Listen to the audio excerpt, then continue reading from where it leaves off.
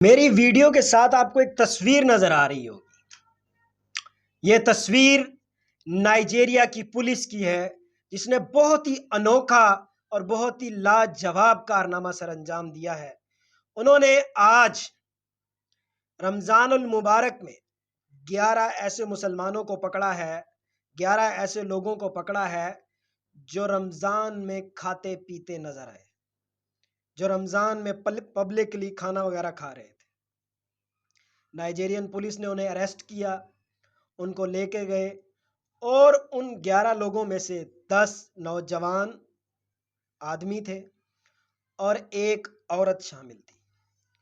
نائجیرین police کا کہنا تھا کہ روزے کے دنوں میں، یعنی ظاہری سی بات ہے رمضان چل رہا ہے، اور رمضان شریف میں اسلام اس چیز کی ہرگز اجازت نہیں دیتا کہ کسی بھی روزہ دار کے سامنے آپ کھانا یا پینا یا کھانے پینے کی کوئی بات بھی کریں، اور ان سے اس چیز کی یقین دہانی کرائی گئی ہے کہ وہ نیکسٹ سارے روزے رکھیں گے، اور ان کی آبزرویشن کے لیے ان 11 لوگوں کے جو خاندان کے لوگ، جو ان کے لوائقین یا جو ان کے گھر کے کسٹوڈینز ہیں، وہ ان پر نظر رکھیں گے۔ اگر وہ روزہ نہیں رکھیں گے تو وہ متعلقہ ادارے کو اطلاع کریں گے کہ انہوں نے روزہ نہیں رکھا۔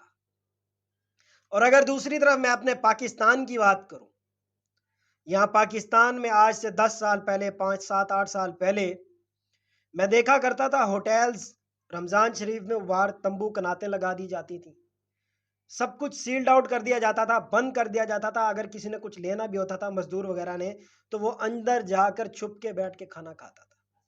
بٹ آج جو معاملات ہیں وہ میں آپ کو بتا دیتا ہوں کہ حیرانی والی بات ہے کہ سارے ہوٹلز بھی کھلے ہوتے ہیں، سب کچھ کھلا ہوتا ہے۔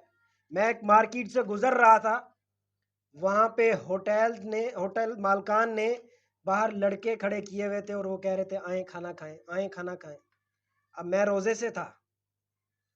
پاکستان کے اداروں کو اس پر سوچنا چاہیے، ہم ایک مسلمان کنٹری ہیں، ہمیں اس کے بارے میں سوچنا چاہیے، ہم مکمل روزے رکھنے چاہیے۔ یہ ہمارے پاس 12 مہینوں میں ایک ایسا مہینہ آتا ہے جس میں ہماری پیوریفیکیشن ہوتی ہے، جس میں ہم ایک صاف اور شفاف پانی کی طرح صاف ہوتے ہیں۔ لہٰذا ہمارے اندر کے کالے پن کو نکالنے کے لیے اس مہینے کو اچھی طرح عبادت میں گزارنے کے لیے ہماری گورنمنٹ کو بھی کردار ادا کرنا چاہیے۔ Thank you very much.